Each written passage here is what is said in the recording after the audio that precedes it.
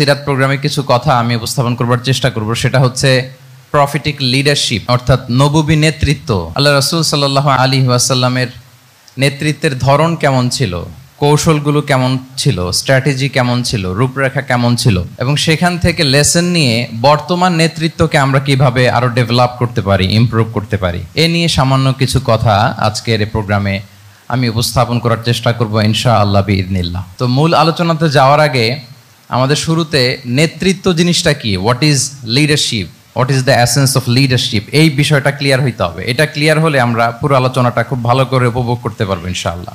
আমি অডিয়েন্সের মধ্য থেকে শুনতে চাই যে নেতৃত্ব বলতে আমরা আসলে কি বুঝি, হোয়াট ইজ লিডারশিপ। লিডারশিপ মানে অন্যকে প্রভাবিত করবার ক্ষমতা, এটাই হচ্ছে মূলত লিডারশিপ। নেতৃত্ব মানে আপনার যদি অন্যকে ইনফ্লুয়েন্স করার ক্ষমতা থাকে, আপনার যদি মানুষকে ম্যানেজ করার ক্ষমতা থাকে, প্রভাবিত করবার ক্ষমতা থাকে, এটাই বেসিকলি লিডারশিপ। যদি আমরা অন্যকে প্রভাবিত করতে পারি তাহলে বাই ডিফল্ট আমি নেতা হয়ে উঠি। এটা হচ্ছে লিডারশিপের মূল সংজ্ঞা বা প্রকৃত কথা।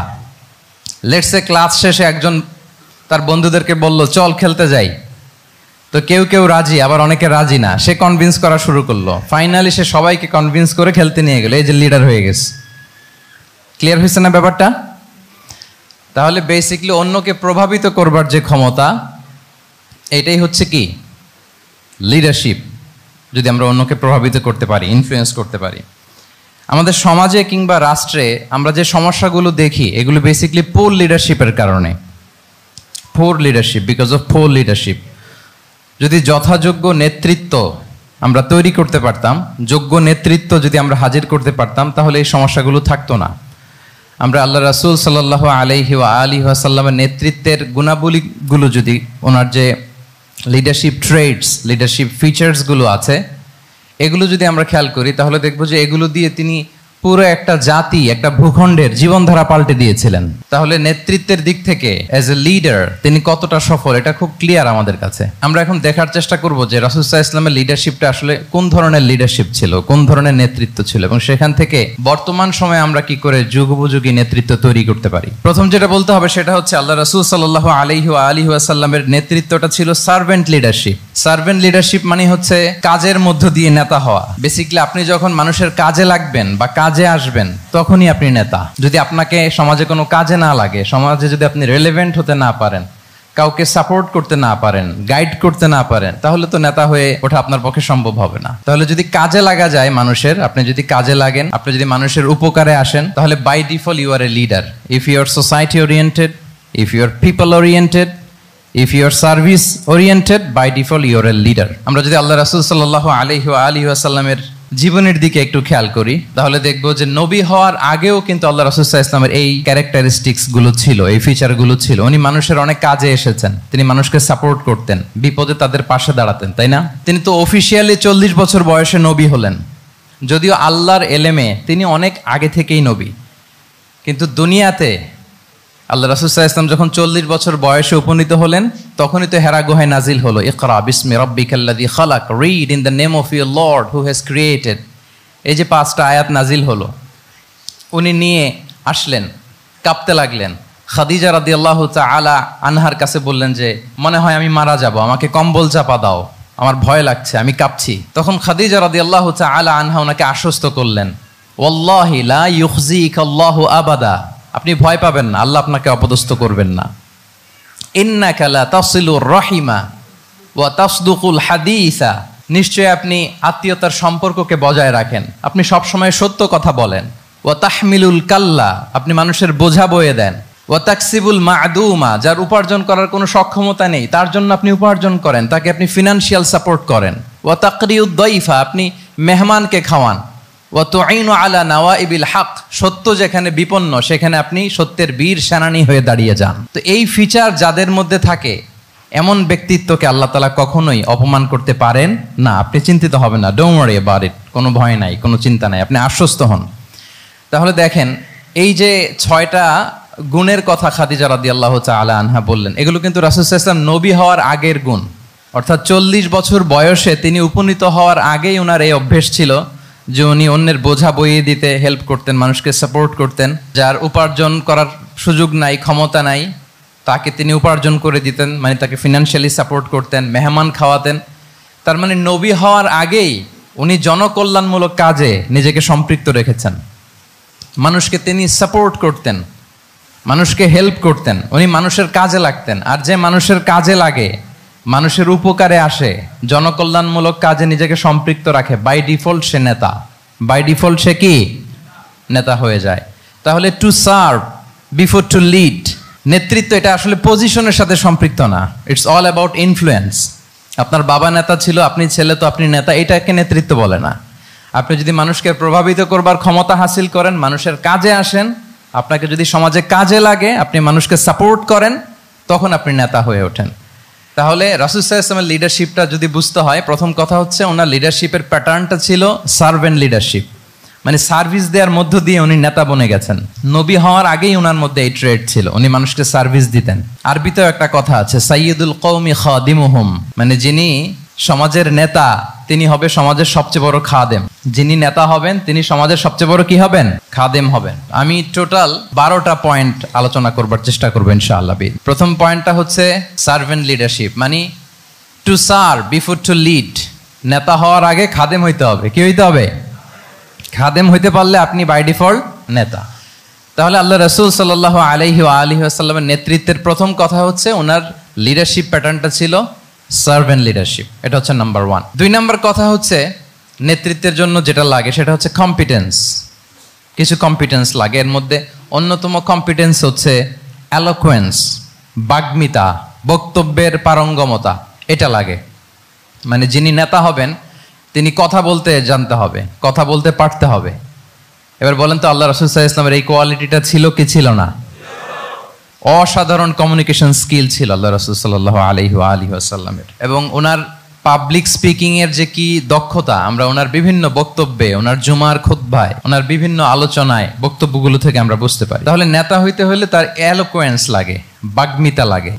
একজন মানুষ সর্বপ্রথম কোন জিনিসের প্রেমে পড়ে জানেন? কথার প্রেমে পড়ে। কিসের? কথার প্রেমে পড়ে। কথার ধরন, কণ্ঠস্বর, তার অ্যাটিটিউড, তার শব্দের জাদু, এটা মানুষের হৃদয়কে জয় করে ফেলে। আল্লাহ রাসূল সাল্লাল্লাহু আলাইহি ওয়াসাল্লাম তিনি নিজেও বলেছেন, ওয়া ইন্না মিনাল বায়ানি লা সিহরা, কিছু কিছু বক্তব্যের মধ্যে জাদু আছে। তো রাসূল সাল্লাল্লাহু আলাইহি ওয়াসাল্লামের এই এলোকোয়েন্স ছিল, এলোকোয়েন্স। তিনি বলতেন, উতিতু জাওয়ামিউল কালিম, আল্লাহ তাআলা আমাকে সর্বমর্ম বাচন ভঙ্গির অধিকারী করেছেন। মানে উনি যেটা বলতেন এটা ছিল very precise in wording but comprehensive in meaning. এটার যে দোতনা, এটার যে appeal to the heart of the people, to the heart of the listener, এটা অসাধারণ, মানুষের হৃদয়কে জয় করে ফেলতো। আল্লাহু আকবার। তাহলে নেতা হইতে হইলে তার কমিউনিকেশন স্কিল লাগবে। কি বলেন? লাগবে। এখন নেতা আসছে, উনি বক্তব্য করতে পারতেছে না, তাহলে কি নেতা হইতে পারবে? তাহলে পাবলিক স্পিকিং, কমিউনিকেশন স্কিল, এটা ইটস এ মাস্ট, এটা নেতার লাগবে। যেমনটি রাসূলুল্লাহ সাল্লাল্লাহু আলাইহি ওয়াসাল্লামের ছিল। উনি সর্বমর্ম বাচন ভঙ্গির অধিকারী ছিলেন। বলতেন কম, কিন্তু এটার অ্যাপিল ছিল অনেক বেশি, এটার ব্যাখ্যা হয়ে যেত অনেক। রাসূল সাল্লাল্লাহু আলাইহি ওয়াসাল্লামের সবচাইতে বড় ভাষণটি ছিল বিদায় হজের ভাষণ, খুব সম্ভবত। ওই ভাষণের টেক্সটগুলোকে যদি একসাথে করা হয়, আমার মনে হয় 10 মিনিটের বেশি লাগবে না ওই টেক্সটগুলো পড়তে। তার মানে সবচাইতে বড় যে ভাষণ ওনার, ওটা কত ছিল? 10 থেকে 12 মিনিটের ভাষণ ছিল। আমরা তো ঘন্টার পর ঘন্টা বক্তব্য করি, তারপরেও তো আমরা মানুষের মনকে খুশি করতে পারি না। উনি সেই যে 1400 বছর আগে 10 মিনিটের একটা ছোট্ট ভাষণ দিলেন, গোটা বিশ্ব আজও হাবুডুবু খায় ওই ভাষণের ভেতর, ঠিক কিনা বলেন? তাহলে উতিতু জাওয়ামিউল কালিম, আমি সর্বমর্ম বাচন ভঙ্গির অধিকারী। সুবহানাল্লাহ, ভেরি প্রেসাইজ এন্ড ক্লিয়ার। কতটা প্রেসাইজ এন্ড ক্লিয়ার ছিল রাসূল সাল্লাল্লাহু আলাইহি ওয়াসাল্লামের বক্তব্য? আম্মা জান আয়েশা রাদিয়াল্লাহু তাআলা আনহা বলেন, লাউ আদ্দাহুল আদ্দু লা আহসাহু, তিনি যখন বক্তব্য করতেন, কেউ যদি চাইতো যে দেখি কয়টা শব্দ বললেন বক্তব্যে, কয়টা বাক্য বললেন, চাইলে মুহূর্তে গুনে ফেলা যেত সেটা। এত প্রেসাইজ এন্ড ক্লিয়ার বক্তব্য ছিল যে তিনি কয়টা বাক্য ব্যবহার করেছেন, কয়টা শব্দ ইউজ করেছেন এই বক্তব্যে, চাইলে যে কেউ গুনে ফেলতে পারত। এবং তিনি খুবই শুদ্ধ আরবিতে কথা বলতেন, আফসাহুল লিসান ছিলেন। বিশুদ্ধ ভাষায় কথা বলতে পারা এটা অনেক জরুরি। রাসূল সাল্লাল্লাহু আলাইহি ওয়াসাল্লাম অত্যন্ত বিশুদ্ধ আরবিতে কথা বলতেন। এবং বিশুদ্ধ আরবি জানাটা বা বিশুদ্ধ ভাষাটা এত জরুরি যে আল্লাহ তাআলা তার প্রিয় হাবিবকে এই বিশুদ্ধ ভাষা শেখানোর জন্য মায়ের বুকের দুধ খাওয়া থেকে বঞ্চিত রেখেছিলেন। আই রিপিট, আমি আবারও বলছি, বিশুদ্ধ ভাষাটা এত জরুরি যে আল্লাহ তাআলা তার প্রিয় হাবিবকে মায়ের বুকের দুধ থেকে বঞ্চিত রেখেছেন শুধু বিশুদ্ধ ভাষার জন্য। তিনি কিন্তু মায়ের বুকের দুধ খেতে পারেন নাই। হালিমাতু সাদিয়ার সাথে সেই বনু সাদ গোত্রে চলে গিয়েছেন, সেখানে ছিলেন। হালিমাতু সাদিয়া ওনাকে দুধ খাইয়েছেন। এরপরে যখন মরুভূমির চমৎকার পরিবেশে একেবারে বিশুদ্ধ আরবি তিনি শিখেছেন, আবার শিশু মুহাম্মদ সাল্লাল্লাহু আলাইহি ওয়াসাল্লামকে তিনি তার মায়ের কাছে ফিরিয়ে দিয়েছেন। তাহলে চিন্তা করে দেখেন যে বিশুদ্ধ ভাষার জন্য মায়ের বুকের দুধকে স্যাক্রিফাইস করা হয়েছে। আল্লাহু আকবার। তাহলে আম্মা জান আয়েশা রাদিয়াল্লাহু তাআলা আনহা বলতেন, লাউ আদ্দাহুল আদ্দু লাহসাহু, চাইলে যে কেউ গুনতে পারতো যে তিনি প্রিয় নবীজি কয়টা বাক্য বললেন, কয়টা শব্দ, এত প্রিসাইজ এন্ড ক্লিয়ার ছিল। অন্য বর্ণনায় এসেছে কানা ইয়াতাকাল্লামু বিকালামিন বাইনাহু ফাসলুন, তিনি এমন ভাবে কথা বলতেন, কথার মাঝখানে মাঝখানে পজ দিতেন। কে দিতেন? পজ দিতেন, মানে একটু থামতেন যাতে করে শ্রোতারা বুঝতে পারে।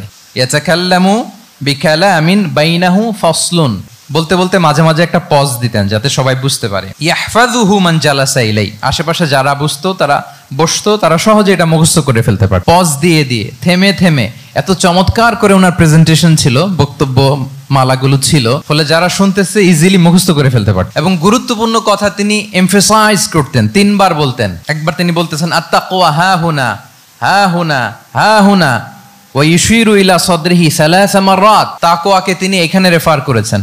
আমরা তো মনে করি তাকওয়া সব ঢুকে গেছে এখানে, তাকওয়া ঢুকে গেছে টুপিতে, তাকওয়া ঢুকে গেছে জামাতে, এগুলো তাকওয়ার একটা নমুনা। কিন্তু আল্লাহ রাসূল সাল্লাল্লাহু আলাইহি ওয়াসাল্লাম বলেছেন তাকওয়া এখানে এখানে এখানে, এভাবে 3 বার তিনি ইঙ্গিত করেছেন।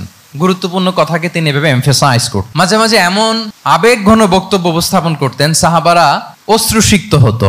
ওয়াজিলাত মিনহাল কুলুব যারাফাত মিনহাল উয়ুন, সাহাবারা বলতেন যে আমরা অশ্রুসিক্ত হতাম, আমাদের হৃদয় বিগলিত হতো। এত চমৎকার মর্মস্পর্শী বক্তব্য তিনি করতেন। এটা প্রেক্ষাপটের আলোকে। আবার যুদ্ধের ময়দানে যখন কমান্ড করতেন তখন আলা সাউতু ওয়াশতাদ্দা গদাবু, তিনি রেগে যেতেন, উঁচু কণ্ঠে তিনি কথা বলতেন, মনে হচ্ছে একজন সেনাবাহিনীর কমান্ডার তার ব্যাটালিয়নকে কমান্ড করছেন। আল্লাহু আকবার। তাহলে বক্তব্যের যত দিক হতে পারে, স্লো মোশনে তেজস্বী বক্তব্য, খুব জ্বালাময়ী বক্তব্য, আবার মর্মস্পর্শী বক্তব্য, সব ধরনের বক্তব্য তিনি করতেন। সুবহানাল্লাহ। তাহলে এলোকোয়েন্স, 2 নাম্বার হচ্ছে এলোকোয়েন্স। কম্পিটেন্সের খুব গুরুত্বপূর্ণ একটা অংশ হচ্ছে এলোকোয়েন্স, বাগ্মিতা। এটা একজন নেতার থাকা চাই। কি বলেন? একজন নেতার এরকম বক্তব্য দিতে জানতে হবে না? আল্লাহ রাসূল সাল্লাল্লাহু আলাইহি ওয়া আলিহি ওয়াসাল্লাম তিনি ঠিক এইভাবে বক্তব্য করতেন। মাঝে মাঝে তিনি ইমোশনাল ইন্টেলিজেন্স ইউজ করতেন, মানে আবেগ অনুভূতিকে নাড়িয়ে দিয়ে শ্রোতাকে প্রভাবিত করে ফেলা। স্পিরিচুয়াল ইন্টেলিজেন্স বা ইমোশনাল ইন্টেলিজেন্স তিনি বক্তব্যের মধ্যে ব্যবহার করতেন। এমনভাবে তিনি নাসিহাত করতেন, এমনভাবে কথা বলতেন, মানুষের আবেগ অনুভূতিকে তিনি নাড়িয়ে দিতেন। আল্লাহু আকবার। ছোট্ট একটা উদাহরণ এখানে আমি হাজির করি। আপনারা হুনাইনের যুদ্ধের কথা নিশ্চয়ই শুনেছেন। কত হিজরিতে হয়েছিল?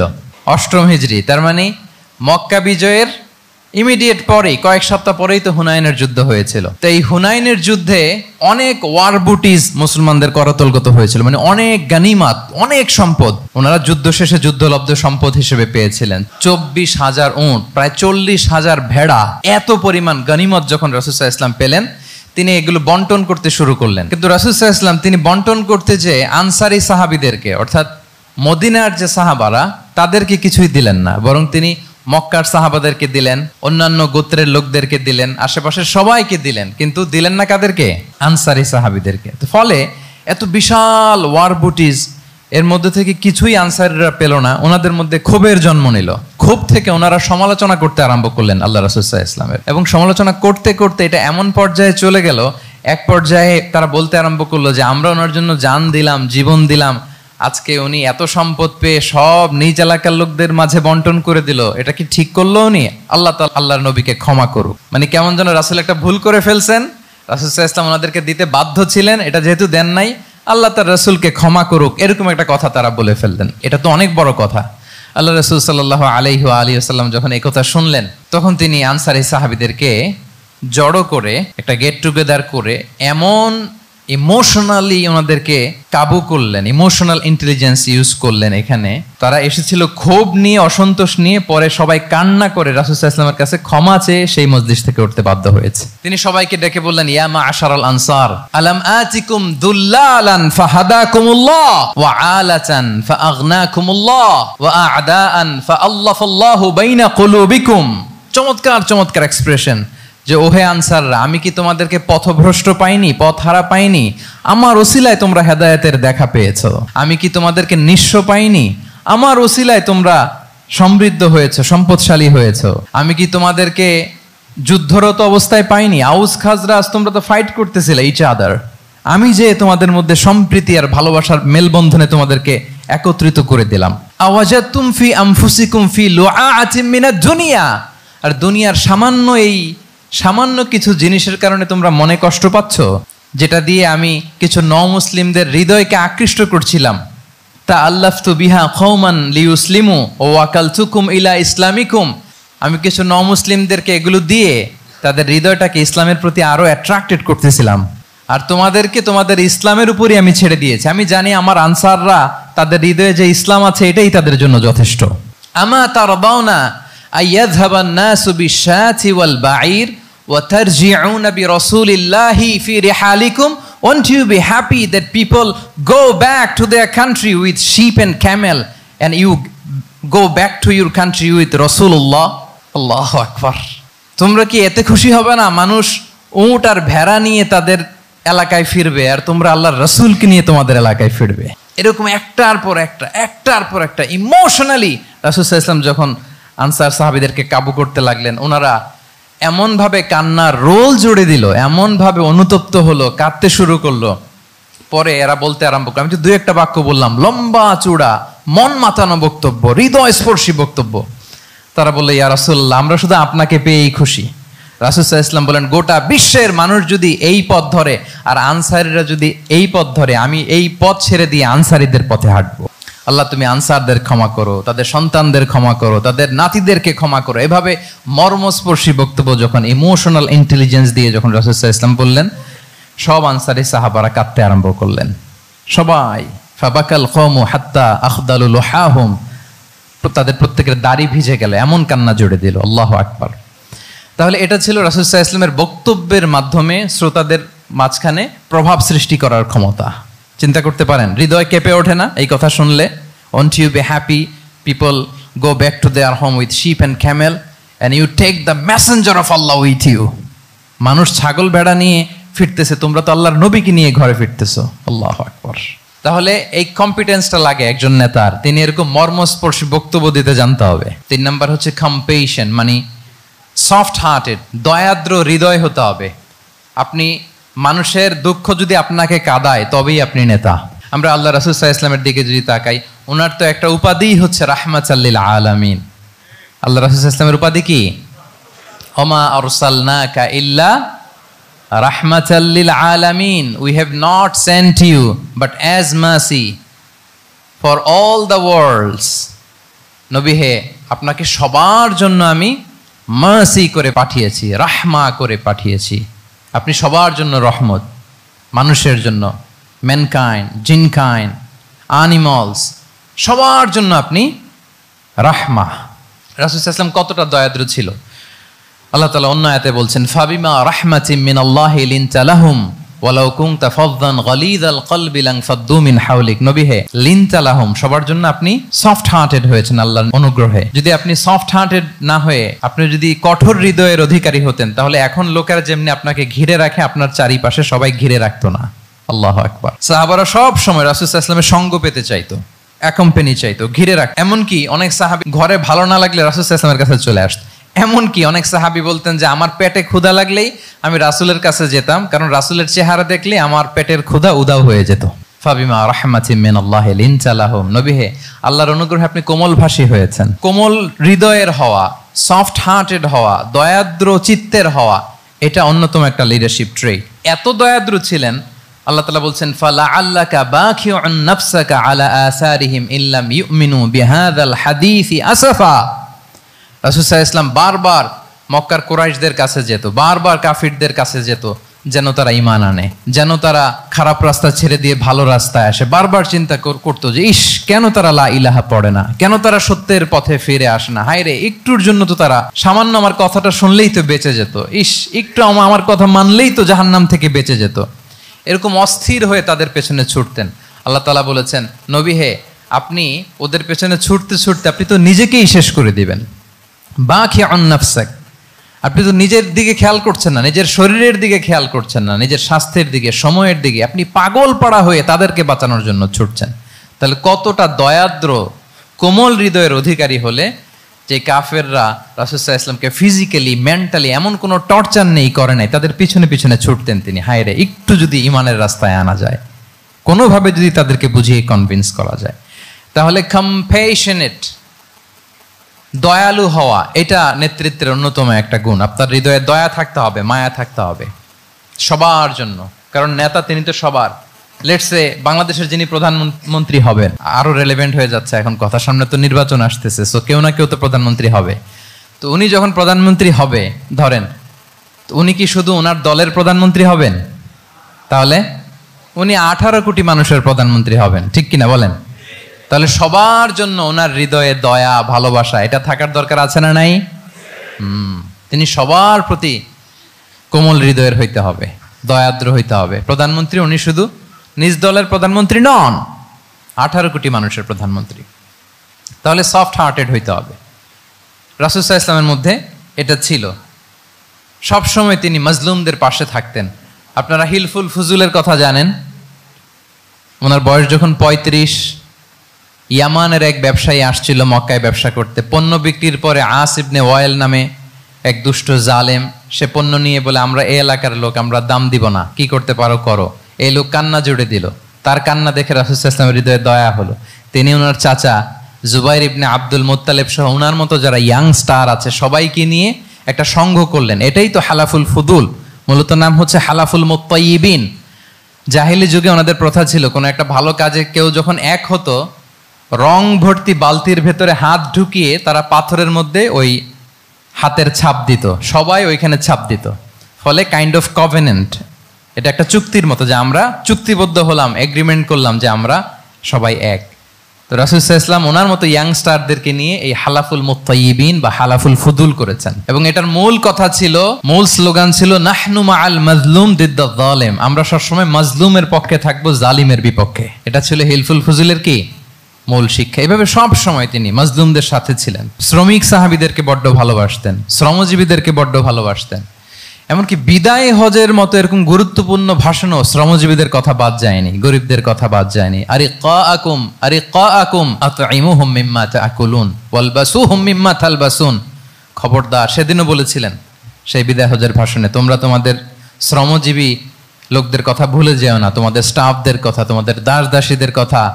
তোমরা যা খাবে সেখান থেকে তাদেরও খাওয়াবে, তোমরা যে পোশাক পরবে সেখান থেকে তাদেরও পোশাকের ব্যবস্থা করবে। আল্লাহু আকবার। তাহলে রাহমাতাল লিল আলামিন, তিনি ছিলেন কম্প্যাশনেট, দয়ালু হৃদয়ের অধিকারী। 4 নম্বরে হচ্ছে ইন্টিগ্রিটি। ইন্টিগ্রিটি মানে সততা, নৈতিকতা থাকতে হবে। এটা অন্যতম একটা লিডারশিপ ট্রেট। এটার বড় ক্রাইসিস এখন ইন্টিগ্রিটির। রাসূল সাল্লাল্লাহু আলাইহি ওয়াসাল্লামের লিডারশিপটা ছিল এথিক্যাল লিডারশিপ, কিন্তু এইটার অনেক বড় ক্রাইসিস আমাদের সমাজে, আমাদের নেতৃত্বের মাঝে। কি বলেন? নৈতিকতার ঘাটতি আছে না? নৈতিকতা বিবর্জিত নেতৃত্ব, এটা দিয়ে কিছুই হয় না। একটা জাতির ধ্বংসের জন্য নৈতিকতা বিবর্জিত নেতৃত্বই যথেষ্ট। এই জন্য নৈতিকতা লাগবে, ইন্টিগ্রিটি, সততা। আমরা যদি আল্লাহ রাসূল সাল্লাল্লাহু আলাইহি ওয়াসাল্লামের নেতৃত্বের দিকে তাকাই, ওনার সততা, ওনার সত্যবাদিতা, ওনার আমানতদারিতা নিয়ে যদি আমরা একটু সিরাতের পরতে পরতে খেয়াল করি, এমনকি নবী হওয়ার আগে যদি খেয়াল করি, তাহলে দেখব যে মক্কার লোকেরা আল্লাহ রাসূল সাল্লাল্লাহু আলাইহি ওয়াসাল্লামকে আস-সাদিক, আল আমিন উপাধিতে ভূষিত করেছেন। সুবহানাল্লাহ, মানে সত্যবাদী, ট্রুথফুল এন্ড ট্রাস্টওয়ার্দি। স্বয়ং মক্কার লোকেরা, মক্কার মুশরিকরা রাসূল সাল্লাল্লাহু আলাইহি ওয়াসাল্লামের উপাধি দিয়েছিলেন আল আমিন। কি উপাধি দিয়েছিলেন? আল আমিন। তার মানে কখনো মিথ্যা বলেননি, কখনো আমানতের খেয়ানত করেননি। যখন আয়াত নাজিল হলো, ওয়া আনজির আশিরাতাকাল আকরাবিন, হে নবী আপনি আপনার নিকট আত্মীয়দেরকে সতর্ক করুন জাহান্নামের আযাবের, তিনি সাফা পাহাড়ের চূড়ায় উঠে গেলেন, ডাকতে আরম্ভ করলেন, ও মক্কার লোকেরা, ও আমার আত্মীয়রা, আমি যদি বলি এই পাহাড়ের পেছনে একদল ঘোড় সাওয়ার সশস্ত্র ব্যাটালিয়ন তোমাদেরকে এখনই অ্যাটাক করবে, তোমরা কি বিশ্বাস করবে? আকুনতুম মুসাদ্দিকিয়া, আমার কথা বিশ্বাস করবে? মক্কাবাসী এক বাক্যে কি বলেছিল জানেন? তারা বলেছিল নাম, অবশ্যই বিশ্বাস করবে। কেন বিশ্বাস করবে? বলে যে মা জাররাবনা আলাইকা ইল্লা সিদকা, we have never ever experienced a single lie from you in our life. আমরা জীবনে কোনোদিন তোমার মিথ্যা বলতে শুনি নাই। আল্লাহু আকবার। কি নিঃসংকোচ স্বীকৃতি এলাকার লোকদের। এইটা আমাদের সমাজে অনেক বড় ক্রাইসিস, আমানতদারিতা, ট্রাস্টওয়ার্থিনেস। সো এখান থেকে আমাদের শিখতে হবে, অনেক কিছু রিভাইজ করতে হবে আমাদেরকে। এই যে নতুন বাংলাদেশের চমৎকার সময় এসেছে, আর 54 বছরও হয়তো আমরা এই সুযোগ পাবো না। এজন্য আমাদেরকে শিখতে হবে রাসূল সাল্লাল্লাহু আলাইহি ওয়াসাল্লামের যে ইন্টিগ্রিটি, ওনার যে ট্রাস্টওয়ার্থিনেস, এই আমানতদারিতা থেকে আমাদেরকে শিখতে হবে। তাহলে নেতাকে আস্থার জায়গা তৈরি করে নিতে হয়। রাসূল সাল্লাল্লাহু আলাইহি ওয়াসাল্লাম এটা ধীরে ধীরে তৈরি করেছেন। আপনারা জানেন যে উনি নবুয়তের আগে পার্টনারশিপে বিজনেস করতেন খাদিজা রাদিয়াল্লাহু তাআলা আনহার সাথে। মানে খাদিজা রাদিয়াল্লাহু তাআলা আনহার ইনভেস্টমেন্ট আর উনি শ্রম দিতেন। তো উনি সিরিয়াতে গিয়েছেন পণ্য নিয়ে, মালামাল নিয়ে। ওনার ব্যবসা বাণিজ্যের ধরন কেমন এটা দেখবার জন্য খাদিজা রাদিয়াল্লাহু তাআলা আনহা ওনার এক বান্ধবীকে পাঠিয়েছিলেন ওই ক্যারাভ্যানে, ওই কাফেলায়। নাম ছিল মাইসারা। তো মাইসারাকে বলেছে, মাইসারা তুমি দেখবা যে টাকা পয়সা আবার উল্টাপাল্টা করে কিনা, ঠিকঠাক মতো ব্যবসা করে কিনা, আমার huge investment on behalf of me, তুমি ক্যারাভ্যানে থাকবে আর দেখবে যে মোহাম্মদ ঠিকঠাক বিজনেসটা করে কিনা। আল্লাহু আকবার। মাইসারা এই সফর শেষে এসে খাদিজা রাদিয়াল্লাহু তাআলা আনহার কাছে এমন পজিটিভ রিভিউ দিয়েছে, এই রিভিউ শুনেই খাদিজা রাদিয়াল্লাহু তাআলা আনহা বিষ্ণু ইসলামকে বিয়ে করার জন্য রাজি হয়ে গেছেন। আলহামদুলিল্লাহ। মাইসারা এসে রিভিউ দিতে লাগলো যে মোহাম্মদ সে সবার চেয়ে আলাদা সাল্লাল্লাহু আলাইহি ওয়াসাল্লাম। তার ওঠা বসা, তার চলন বলন, তার কথন, তার ডিলিংস, তার লেনদেন সব আলাদা, অসাধারণ তিনি। মাইসারার রিভিউ শুনে আল্লাহু আকবার, খাদিজা রাদিয়াল্লাহু তাআলা আনহা তিনি অবাক হয়ে গেলেন এবং তিনি বিয়ের প্রস্তাব পাঠালেন। রাসূল সাল্লাল্লাহু আলাইহি ওয়াসাল্লামের এই আমানতদারিতায় মুগ্ধ হয়ে কি করলেন?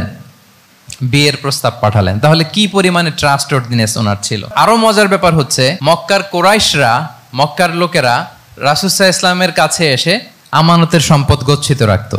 আবু জাহেলের কাছে রাখতো না, উতবা, শাইবা, ওয়ালিদ ইবনে মুগিরা কারো কাছে রাখতো না। খেয়াল করে দেখেন, দল করে আবু জাহেলের, দল করে কার? কিন্তু আমানত রাখে কার বাসায়? কি অবাক করা কাণ্ড না? কর্মী হচ্ছে আবু জাহেলের, কিন্তু আমানতের সম্পদ রাখে কার কাছে? মুহাম্মদ সাল্লাল্লাহু আলাইহি ওয়াসাল্লামের বাসায়। রাসূল সাল্লাল্লাহু আলাইহি ওয়াসাল্লাম যেদিন হিজরত করবেন, উনি সাইয়েদনা আলী রাদিয়াল্লাহু তাআলা আনহুকে অ্যাসাইন করে গিয়েছেন যে আলী তুমি থাকো, তুমি কয়েকদিন পরে মদিনায় হিজরতে যাবা, আমার কাছে যত আমানতের সম্পদ আছে এগুলো তুমি আগে বিলি করে তারপরে যাবে। রাসূল সাল্লাল্লাহু আবু বকর রাদিয়াল্লাহু তাআলা আনহুকে নিয়ে চলে গেলেন। আলী রাদিয়াল্লাহু তাআলা আনহুর টানা 3 দিন লেগেছে যে ডেপোজিটগুলো রাসূল সাল্লাল্লাহু আলাইহি ওয়াসাল্লামের কাছে ছিল, আমানতের যে জিনিসগুলো ছিল এগুলো বন্টন করতে সাইয়েদনা আলী রাদিয়াল্লাহু তাআলা আনহু 3 দিন সময় নিয়েছেন। 3 দিন। এত পরিমাণ আমানতের সম্পদ রাসূল সাল্লাল্লাহু আলাইহি ওয়াসাল্লামের কাছে ছিল। আল্লাহু আকবার। তাহলে এই আমানতদারিতা, সততা, অনেস্টি, ট্রাস্টওয়ার্থিনেস এটা অনেক জরুরি নেতৃত্বের জন্য। নেতা হতে চাইলে তাকে আমানতদার হইতে হবে। যদি একজন ট্রু লিডার কেউ হতে চায়, তার মধ্যে আমানতদারিতা চাই। কি চাই? আমানতদার। তাহলে ইন্টিগ্রিটি। 5 নম্বরে হচ্ছে গুড ইন্টারাকশন উইথ ফলোয়ার্স। নেতার তার ফলোয়ারের সাথে কি লাগবে? ভালো ইন্টারাকশন লাগবে, সুন্দর একটা সম্পর্ক লাগবে, ভালো বোঝাপড়া চাই। একজন ভালো নেতৃত্বের বৈশিষ্ট্য হচ্ছে নেতা তার ফলোয়ারের সাথে কি করবে? ইন্টারেক্ট করবে। এখানেই বস আর লিডারের মধ্যে পার্থক্য। বস কি করে? অর্ডার করে শুধু। বসের কাজ হচ্ছে এই ডুজ এন্ড ডোন্টস বলে দেয়, এইটা করা যাবে ওইটা করা যাবে, মানে অর্ডার করে, ডিরেক্ট করে। কিন্তু লিডার কি করে? গাইড করে, মেন্টরিং করে, ইন্সপায়ার করে, মোটিভেট করে। So here is the difference between leader and boss. তাহলে বসই হওয়া যাবে না। নেতা হইতে চাইলে বসই হওয়া যাবে না। You have to interact with your followers. আপনার ফলোয়ারের সাথে ইন্টারাকশন লাগবে, তবেই আপনি নেতা। আমরা দেখি রাসূল সাল্লাল্লাহু আলাইহি ওয়াসাল্লামের কেমন ইন্টারাকশন ছিল। রাসূল সাল্লাল্লাহু আলাইহি ওয়াসাল্লাম যে কোনো বড় ডিসিশনে সাহাবাদের সাথে কনসালটেশন করতেন, পরামর্শ করতেন, তারপরে সিদ্ধান্ত নিতেন। ওয়াশাবিরহুম ফিল আমর, এই আয়াতের ভিত্তিতে তিনি সবার সাথে কি করে নিতেন? সাহাবাদের সাথে পরামর্শ করে নিতেন। আপনারা দ্বিতীয় হিজরির যে বদরের যুদ্ধের কথা জানেন।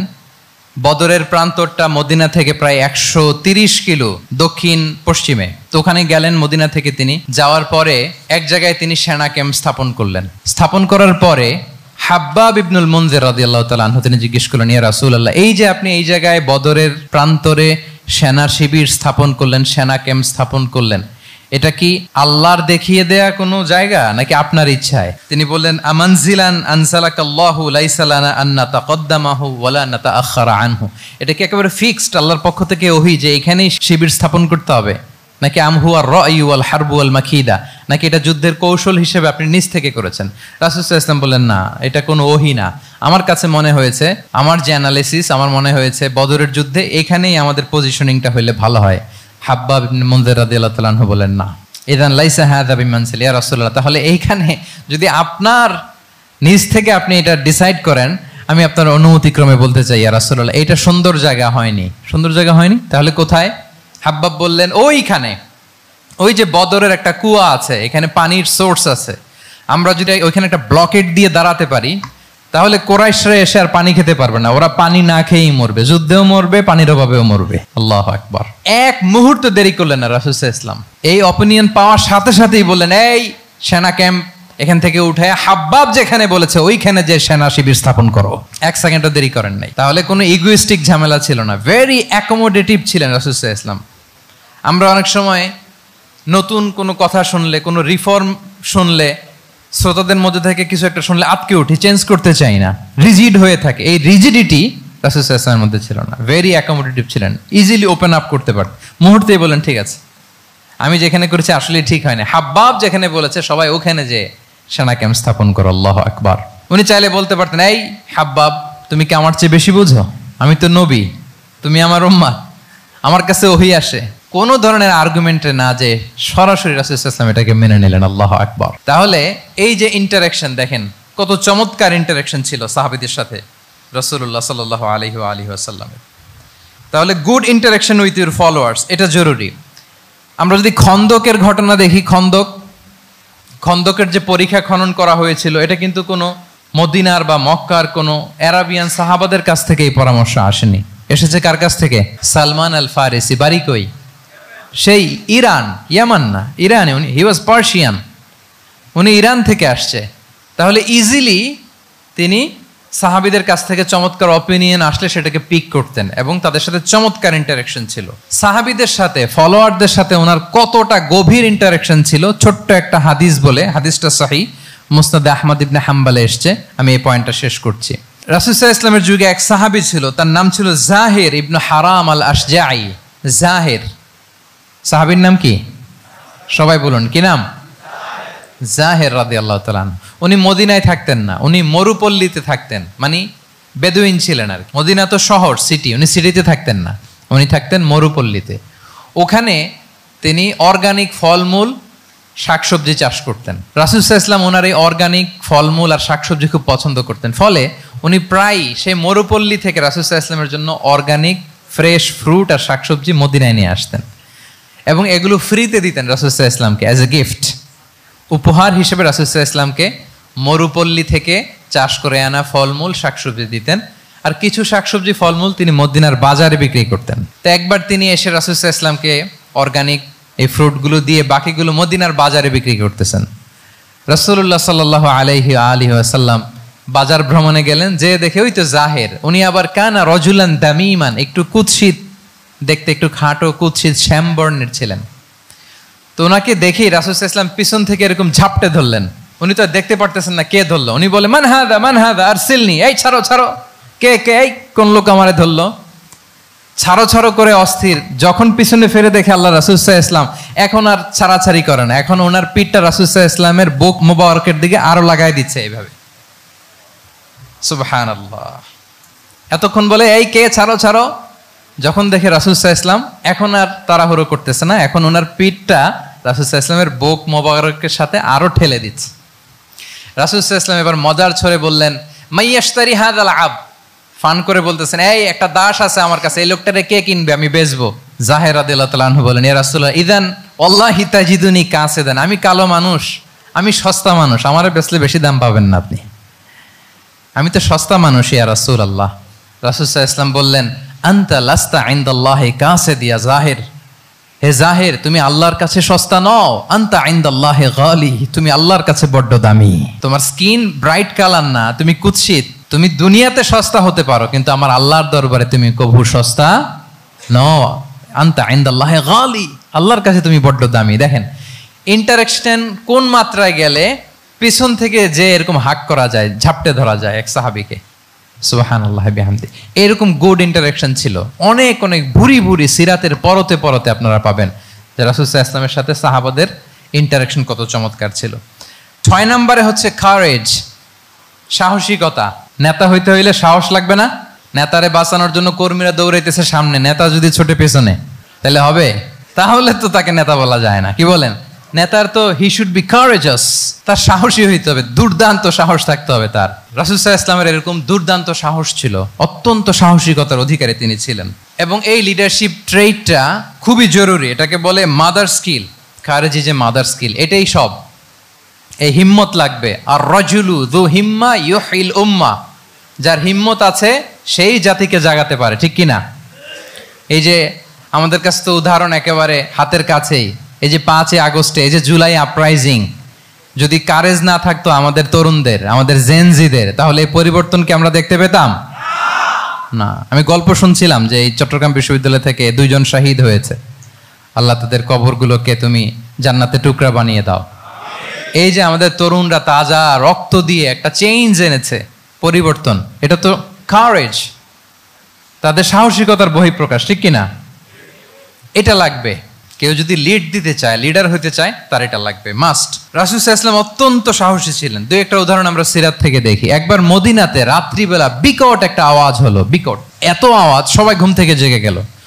ঘুম থেকে জেগে সবাই হতভম্ব, কিরে এত আওয়াজ তো মদিনাতে কখনো শুনি না। ঘটনা কি?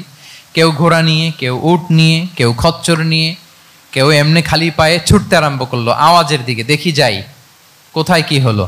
সবাই ছুটতে ছুটতে মাঝপথে যেয়ে দেখে রাসূল সাল্লাল্লাহু আলাইহি ওয়াসাল্লাম আওয়াজ কোথায় হয়েছে, কোত্থেকে হয়েছে দেখে ফিরে আসতেছে, আর বলতেছে লান তুরাউ, ডোন্ট ওয়ারি, আরে ভয় নাই, ভয় নাই, দেখে আসছি আমি, আল্লাহু আকবার, ভয় নাই, আমি দেখে আসছি, এভরিথিং ইজ ফাইন দেয়ার, সব ঠিক আছে, যাও ফিরো মদিনায় ফিরো। সবাই ভয় পেয়ে ঘোড়া টোরা ওট হাঁকিয়ে ছুটতে আরম্ভ করছে। অনেক দূর যাওয়ার পরে দেখে রাসূল সাল্লাল্লাহু আলাইহি ওয়াসাল্লাম আবু তালহা রাদিয়াল্লাহু তাআলা আনহুর একটা খুবই ক্ষিপ্ত ঘোড়া নিয়ে উনি দেখে ভিজিট করে ফিরে আসতেছেন।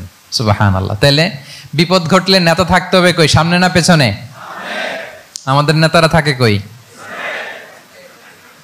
নাকি পেছনেও খুঁজে পাওয়া যায় না? It's a big crisis. নেতা থাকবে কোথায়? Front liner. Leader should be front liner. উনি তো লিড দিবে, নেতৃত্ব দিবে। এখন ওনারা যদি খুঁজে পাওয়া না যায় তাহলে থাকবে কিছু না। এই যে শিখতে হবে আমাদের, যেমনটা রাসূল সাল্লাল্লাহু আলাইহি ওয়াসাল্লাম করলেন। বিকট আওয়াজ, উনি আগে চলে গেছে, কাউকে না বলে দেখে টেকে চলে আসতেছে। আল্লাহু আকবার। হুনাইনের যুদ্ধে এক পর্যায়ে মুসলমানরা পর্যদুস্ত হয়ে যাচ্ছিল, আপনারা অনেকে জানেন। To make the long story short, পুরো ঘটনাটা আমি আনবো না। সাহাবারা দিক বিদিক ছুটতে আরম্ভ করলো, পাহাড়ের উপর থেকে এমন প্রবল বেগে তীর ছোড়া হচ্ছিল, সাহাবারা টিকতে পারছিল না, কেউ এদিকে কেউ ওদিকে। রাসূল সাল্লাল্লাহু আলাইহি ওয়াসাল্লাম এই তীর তলোয়ারকে উপেক্ষা করে সামনে যেয়ে দাঁড়ালেন ঢালের মতো, আর বললেন আনান নাবিয়্যু লা কাযিব আনা ইবনু আব্দুল মুত্তালিব। এই সাহাবারা, আনান নাবিয়্যু লা কাযিব, আমি সত্য নবী, আমার দিকে ফেরো, am the grandson of Abdul Muttalib, আমি দাঁড়িয়ে আছি, ফেরো। রাসূল সাল্লাল্লাহু আলাইহি ওয়াসাল্লামের যখন এই সাহসী স্টেটমেন্ট তারা পেলেন, আবার আল্লাহু আকবার ধ্বনি নিয়ে সাহাবারা সামনের দিকে এগিয়ে গেছেন। এই যে আগালেন, আর পিছু ফিরলেন না, হুনাইন জয় করেই ছাড়লেন। আল্লাহু আকবার। তাহলে ইতিহাসের পরতে পরতে, সিরাতের পরতে পরতে আমরা দেখবো যে রাসূল সাল্লাল্লাহু আলাইহি ওয়াসাল্লাম হি ওয়াজ এ হাইলি কারেজাস, অনেক সাহসী একজন ব্যক্তিত্ব ছিলেন, অত্যন্ত সাহসী পুরুষ ছিলেন। তাহলে নেতা হইতে হইলে তার কি লাগবে? সাহসিকতা লাগবে, তার তো লিড দিতে হবে ফ্রন্ট লাইন থেকে। এবং কাপুরুষতা, ভীরুতা, এটা থেকে রাসূল সাল্লাল্লাহু আলাইহি ওয়াসাল্লাম পানা চেয়েছেন। আল্লাহুম্মা ইন্নী আউযু বিকা মিনাল হাম্মি ওয়াল হাসান ওয়া আউযু বিকা মিনাল আজজি ওয়াল কাসাল ওয়া আউযু বিকা মিনাল জুবনি ওয়াল বুখল। জুবন মানে কি? ভীরুতা, কাপুরুষতা। হে আল্লাহ, আমি ভীরুতা থেকে, কাপুরুষতা থেকে পানাহ চাই। আমরা যেন কাপুরুষ না হই, আমরা যেন ভীরু না হই, আমরা যেন সত্যের বীর সেনানী হয়ে আবু সাঈদের মতো এরকম 2 হাত প্রসারিত করে দাঁড়াতে পারি, ঠিক কিনা? এই যে কারেজাস আবু সাঈদ, হ্যাঁ, he is the icon of courage of Bangladesh. কি বলেন?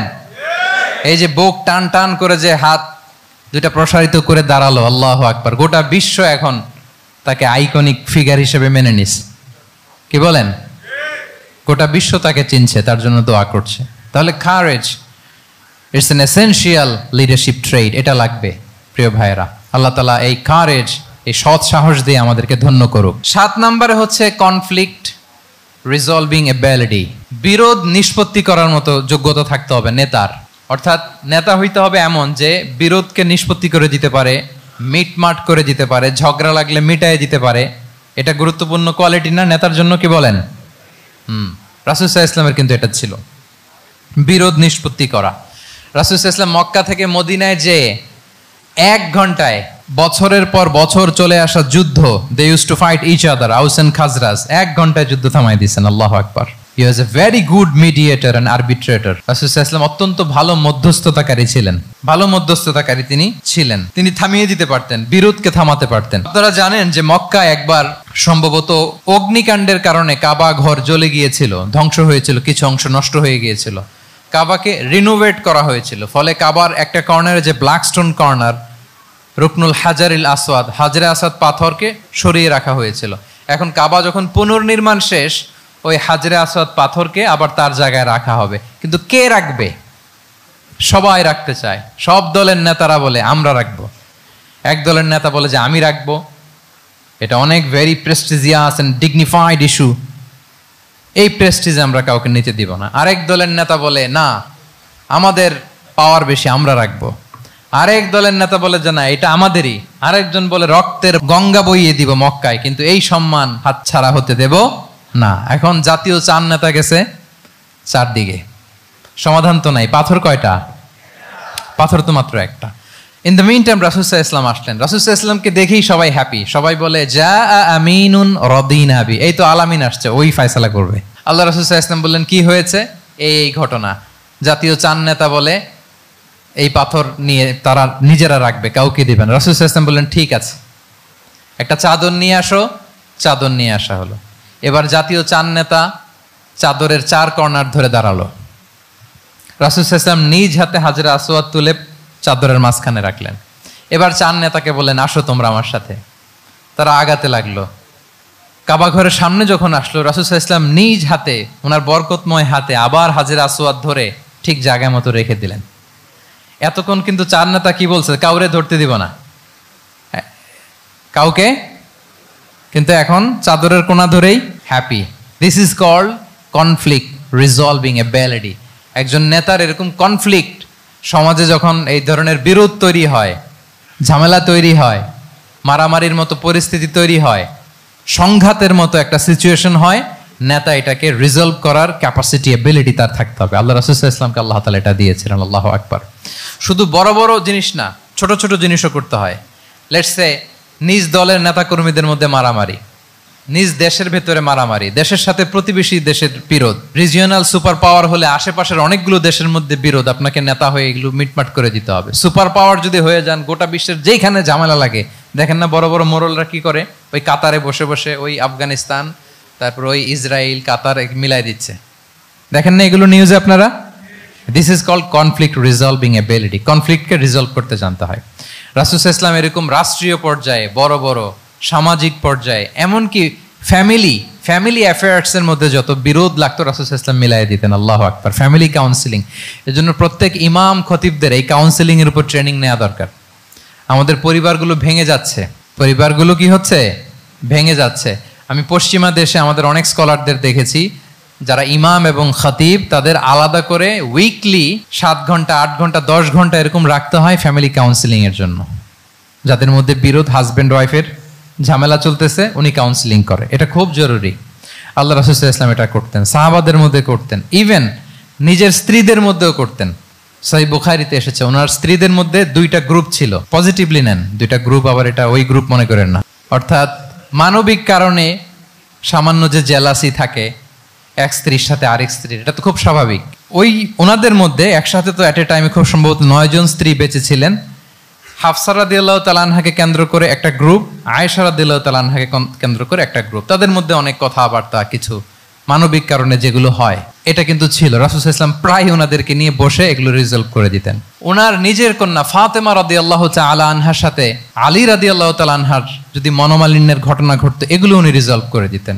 এবং খুব কাছাকাছি ছিল কিন্তু ঘর। যারা মদিনায় মাআরিদুস সিরান নাবাবিয়া ওগুলোতে গিয়েছেন, দেখবেন যে রাসূল সাল্লাল্লাহু আলাইহি ওয়াসাল্লামের ঘরের পাশেই অন্যান্য স্ত্রীদের ঘরগুলো একটার পর একটা, পাশেই ফাতেমা রাদিয়াল্লাহু তাআলা আনহার ঘর। একবার তিনি দুপুরবেলা ফাতেমা রাদিয়াল্লাহু তাআলা আনহার ঘরে গেলেন, যে দেখেন যে ঘরে আলী রাদিয়াল্লাহু তাআলা আনহু নেই। তো জিজ্ঞেস করলেন যে আইনা ইবনু আম্মি, কোথায় আলী কোথায়? তো বললেন যে কানা বাইনি ওয়া বাইনাহু শাই, আমাদের মধ্যে একটু ঝগড়াঝাটি হয়েছে আর কি, মনোমালিন্য হয়েছে।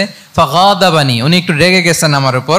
ফাখারাজা ফালাম ইয়াকিল ইনদি, প্রত্যেকদিন খাওয়ার পরে তো এখানেই কাইলুলা করে, আজকার ঘরে কাইলুলা করে নাই, কই যেন চলে গেছে।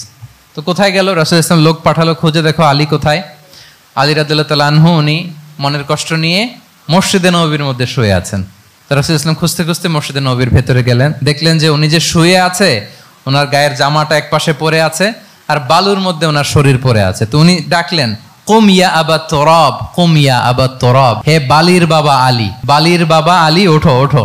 মজা করে বললেন যে ইয়া আবা তুরাব, যেহেতু বালি লেগে আছে গায়ে, বালির বাবা আলী ওঠো। ওখান থেকে ধরে এনে ফাতেমা রাদিয়াল্লাহু তাআলা আনহার কাছে নিয়ে দুইজনকে পাশে বসিয়ে এই যে আবার মিটমাট। এটা ছিল রাসূল সাল্লাল্লাহু আলাইহি ওয়াসাল্লামের ডেইলি বেসিসে একটা অ্যাক্টিভিটি। কনফ্লিক্ট তিনি রিজলভ করে দিতেন। সহিহ বুখারীতে একটা অধ্যায় আছে কিতাবুস সুলহি ফিল বুখারীতে আছে কিতাবুস সুলহ, এটার নাম, অধ্যায়টার নাম হচ্ছে কিতাবুস সুলহ, মানে মীমাংসা করে দেওয়ার অধ্যায়। একটা পরিচ্ছেদ আছে, পরিচ্ছেদের নাম হচ্ছে বাবু কওলিল ইমামি লি আসহাবিহি ইযহাবু বিনা নুসলিহ বাইনাহুম। রাসূল ইসলাম প্রায় বলতেন যে আমাকে নিয়ে যাও, আমি মিলাই দিব। ঝগড়া ঝাঁটি মারামারির কথা শুনলে রাসূল ইসলামের বিখ্যাত ডায়লগ এটা। উনি বলতেন, আরে ঝগড়া ইযহাবু বিনা, আমি আছি, আমারে নিয়ে যাও, আমি মিলাই দিব। আমাকে নিয়ে যাও, আমি সংশোধন করে দিব। আল্লাহু আকবার। তাহলে কনফ্লিক্ট রিজলভিং এবিলিটি এটা একজন নেতার থাকা চাই। 8 নম্বরে হচ্ছে visionary. A leader should be futuristic, সময়ের আগে চলতে পারা, এটা নেতার কাজ। He should see beyond the boundary, out of the box. তাকে আউট অফ দ্য বক্স চিন্তা করতে হবে। কর্মীরা যদ্দূর দেখে এয়ারপোর্ট থেকে নেতা দেখা শুরু করবে, তখন সেই হয়ে উঠবে নেতা। এটাকে বলে ভিশনারি। এই ট্রেটটা একটা লিডারশিপ ট্রেট, খুব গুরুত্বপূর্ণ লিডারশিপ ট্রেট, মানে ফারসাইটেডনেস থাকা, দূরদর্শিতা থাকা, ফিউচারিস্টিক অ্যাটিটিউডের হওয়া, সময়ের আগে চলতে পারা, মানে আগ থেকে আন্দাজ করতে পারা। রাসূল সাল্লাল্লাহু আলাইহি ওয়াসাল্লামের মধ্যে এটা ছিল। কেমন ছিল?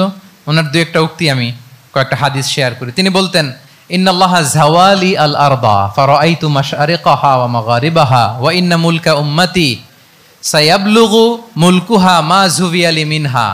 আল্লাহ তাআলা এই পৃথিবীটাকে ফোল্ড করে ছোট রেপ্লিকা বানিয়ে আমার সামনে তুলে ধরেছেন। ফারাআইতু মাশারিকাহা ওয়া মাগারিবাহা, আমি পৃথিবীর প্রাচ্য পাশ্চাত্য সবটুকুন দেখেছি।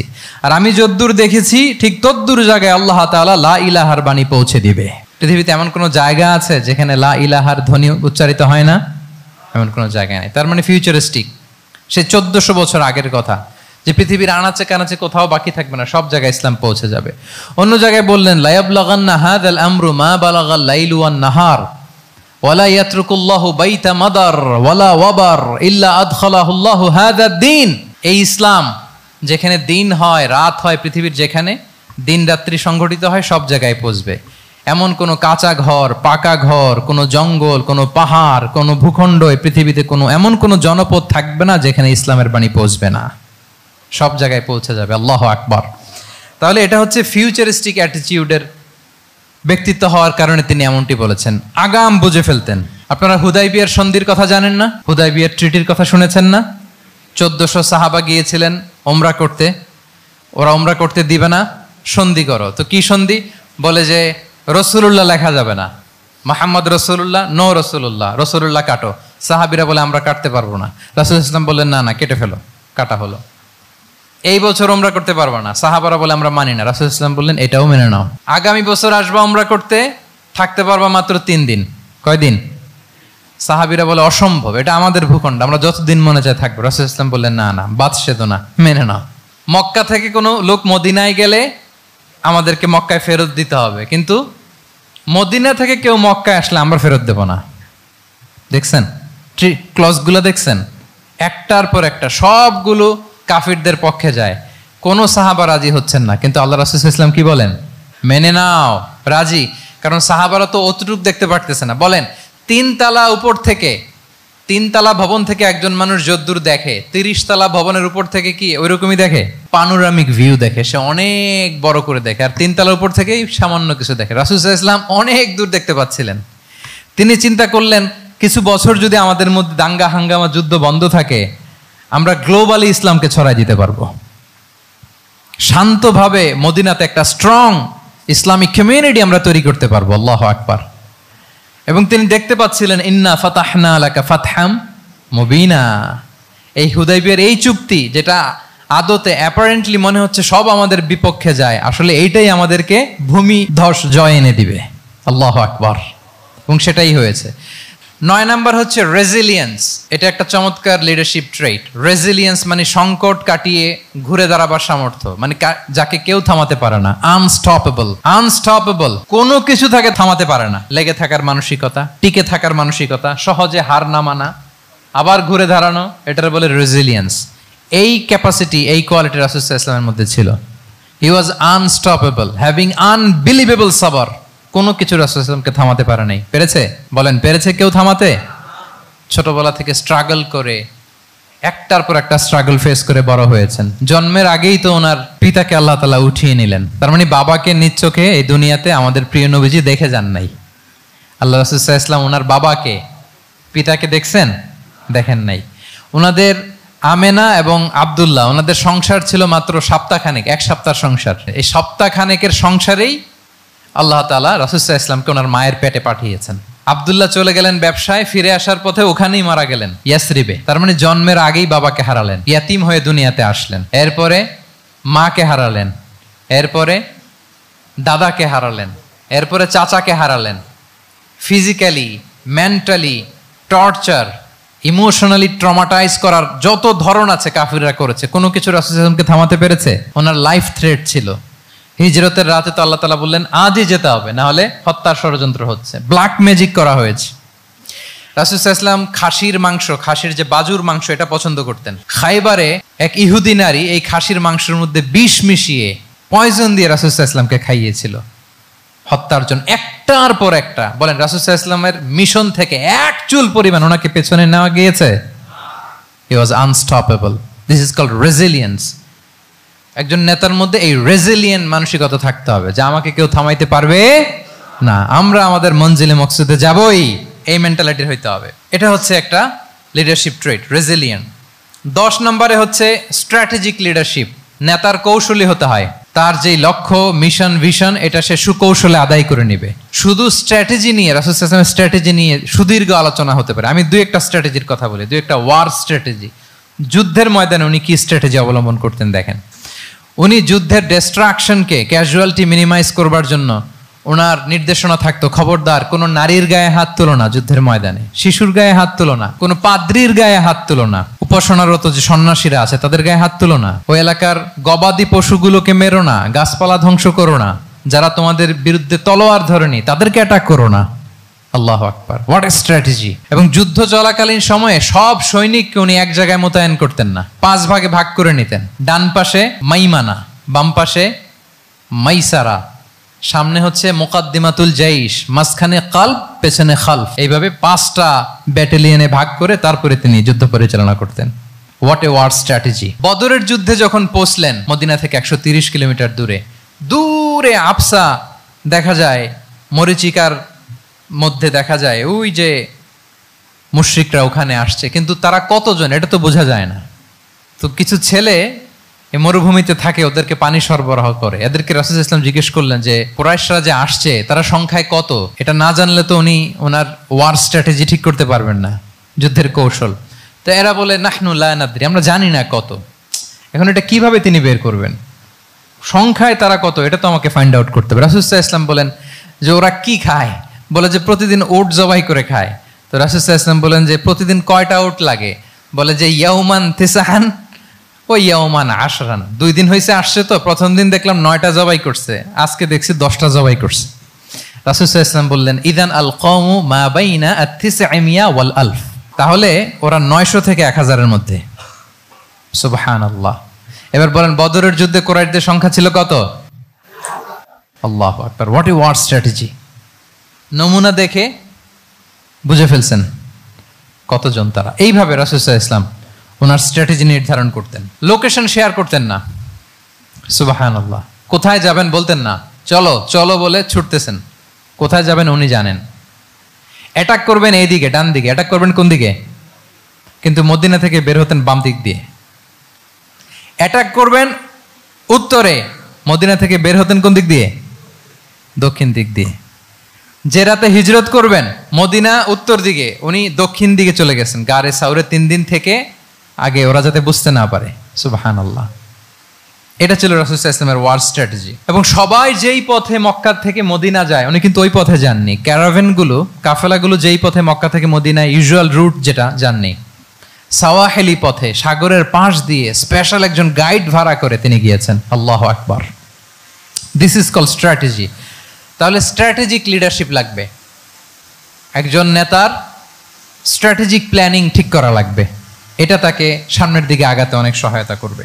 11 নম্বর, প্র্যাকটিক্যাল উইজডম, অর্থাৎ প্রজ্ঞা থাকতে হবে। একজন নেতা যে ডিসিশনগুলো সে মেক করবে, এটা প্রজ্ঞায় সুসজ্জিত হইতে হবে। আল্লাহ রাসূল সাল্লাল্লাহু আলাইহি ওয়াসাল্লামের যতগুলো সিদ্ধান্ত ছিল, কাজ ছিল, কোনোটাই প্রজ্ঞা থেকে খালি ছিল না, সবগুলো ছিল প্রজ্ঞায় সমৃদ্ধ।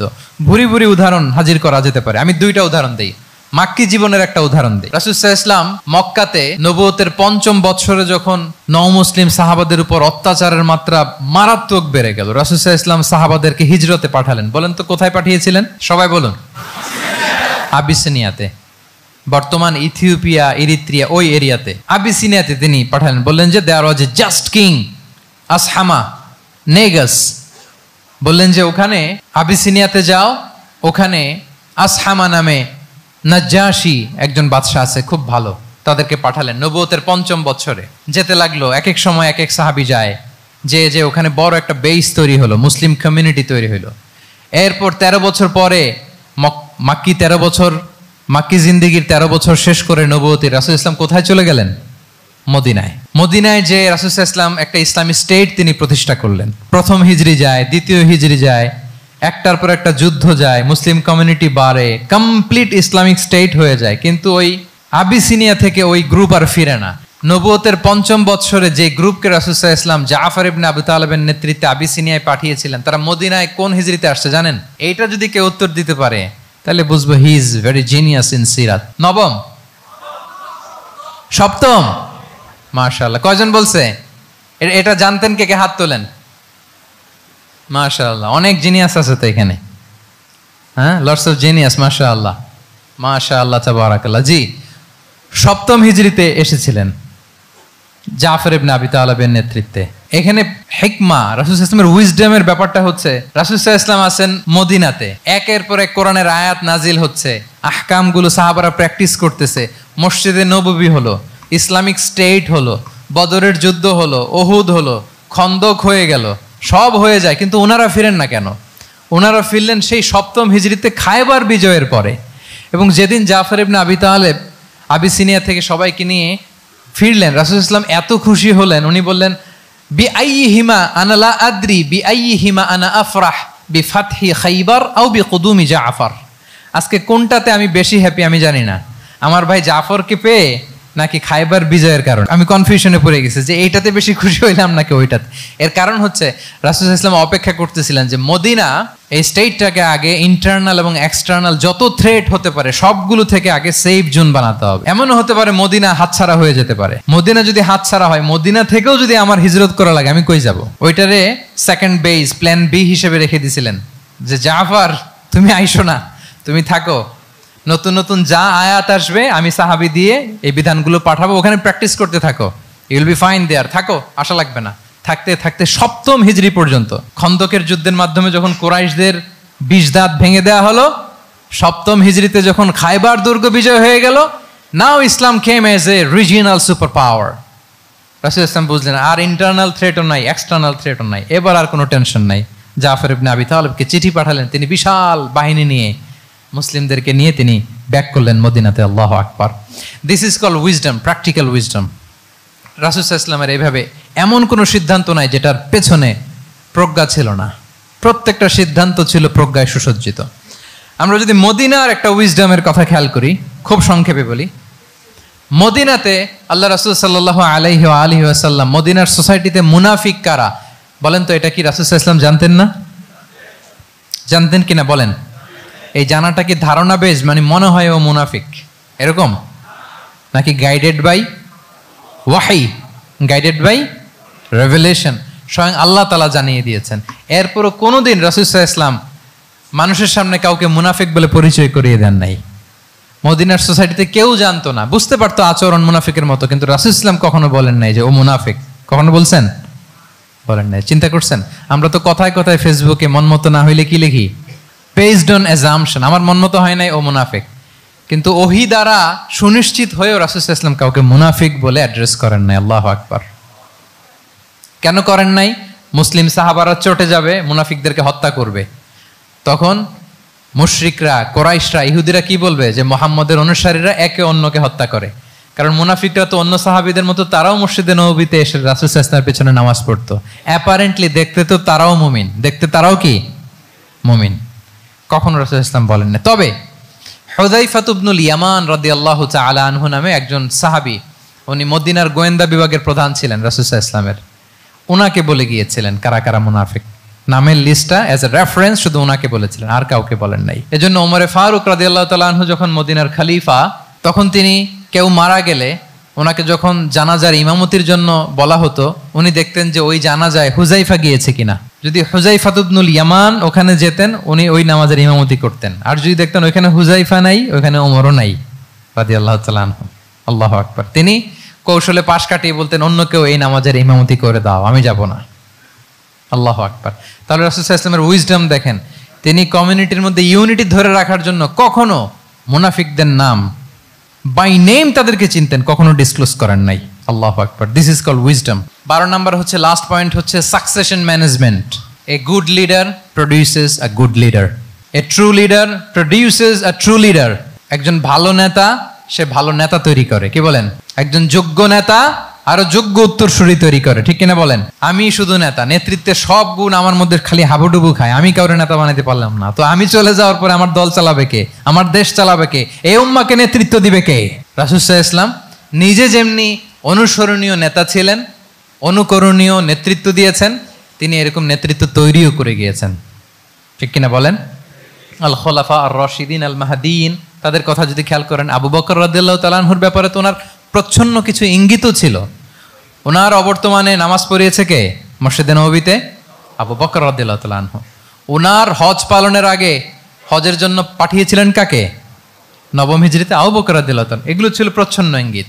এবং সাকিফায়ে বনু সাঈদাতে ওমরে ফারুক বললেন যে আপনাকে আমরা নেতা মানি, সবাই এক বাক্যে মেনে নিল। আজও ওই জায়গাটা মসজিদে নববীর এক পাশে সাকিফায়ে বনু সাঈদার বড় সাইনবোর্ড আছে, ওখানে বিকেলবেলা আনসারি সাহাবারা বসে গল্প করতেন। ওই জায়গাতে আবু বকর রাদিয়াল্লাহু তাআলা আনহুর খলিফা নির্বাচনের ব্যাপারটা ঘটেছিল। উনি ওসিয়ত করে গিয়েছিলেন ওমরে ফারুক রাদিয়াল্লাহু তাআলা আনহু খলিফা হবেন। ওমরে ফারুককে যখন অ্যাসাসিনেশন করা হলো, উনি একটা প্যানেল করে দিয়ে গেলেন। সেখান থেকে ওসমান রাদিয়াল্লাহু তাআলা আনহু হলেন। ওসমান রাদিয়াল্লাহু তাআলা আনহুর হত্যা পরবর্তী উদ্ভূত পরিস্থিতিতে আলী রাদিয়াল্লাহু তাআলা আনহু হলেন। একজনের চেয়ে আরেকজন শ্রেষ্ঠ, একজনের চাইতে আরেকজনের মানাকে অসাধারণ, অসাধারণ। এই যে নেতৃত্ব রাসূল সাল্লাল্লাহু আলাইহি ওয়াসাল্লাম এটা জীবদ্দশায় তৈরি করেছেন। যার যেখানে ক্যাপাসিটি দেখেছেন তাকে ওই দিকে উদ্বুদ্ধ করেছেন। যার মধ্যে যুদ্ধের ব্যাপারে জ্ঞান দেখেছেন তাকে যুদ্ধের সেনাপতি বানিয়েছেন। Khalid bin Walid, chief of the Muslim military, মুসলিম বাহিনীর সেনাপ্রধান ছিলেন কে? খালিদ বিন ওয়ালিদ। ওনার দিয়ে কখনো কবিতা লিখতে পাঠাইছেন রাসূল সাল্লাল্লাহু আলাইহি ওয়াসাল্লাম, কিন্তু হাসান বিন সাবিতকে দিয়ে কি করছেন? শুধু কি কবিতা লেখানো, ওনার মিম্বরের পাশে মসজিদে নববীতে আরেকটা মিম্বর বানাই দিয়েছেন, স্টেজ, যে তুমি এখানে দাঁড়িয়ে এমন জ্বালাময়ী কবিতা লিখবে যেন গুজবাম হয় মুসলমানদের, জেহাদের ময়দানের জন্য ঝাঁপিয়ে পড়ে। তাহলে খালিদ বিন ওয়ালিদকে দিয়ে এক কাজ করিয়েছেন, হাসান বিন সাবিতকে দিয়ে আরেক কাজ করিয়েছেন। মুআয ইবনে জাবাল রাদিয়াল্লাহু তাআলা আনহু প্রশাসনিক কার্যক্রম ভালো বুঝতেন। মদিনা রাষ্ট্রের সবচাইতে বড় সিনিয়র আমলা ছিলেন মুআয ইবনে জাবাল, ইয়ামানের গভর্নর করে পাঠিয়েছেন। ওনার এইটাতে যোগ্যতা ছিল। যার যেখানে তিনি প্রতিভা দেখেছেন ইসলামের কল্যাণে রাসূল সাল্লাল্লাহু আলাইহি ওয়াসাল্লাম ওই প্রতিভাগুলোকে কাজে লাগিয়েছেন। এইভাবে ওনার সাকসেশন ম্যানেজমেন্ট উনি গড়ে তুলেছেন। ফলে ওনার পরবর্তীতে বছরের পর বছর ইসলামী নেতৃত্বের হাল ধরতে মুসলিম উম্মার বেগ পেতে হয় নাই, ঠিক কিনা বলেন? তাহলে এ good leader, a true leader produces A good leader.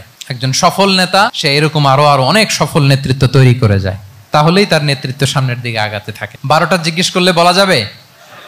হ্যাঁ, নোট করে রাখছেন বোধহয় না?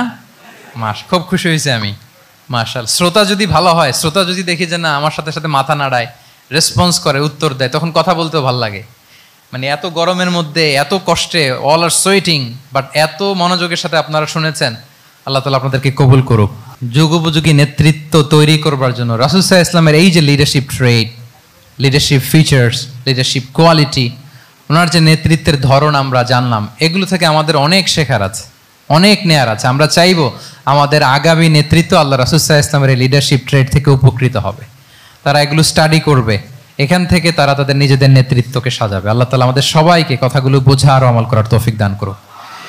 আমি আবারও মিনার চট্টগ্রাম বিশ্ববিদ্যালয়কে অন্তরের অন্তঃস্থল থেকে শুভেচ্ছা জানাই এরকম চমৎকার প্রোগ্রামের আয়োজন করবার জন্য।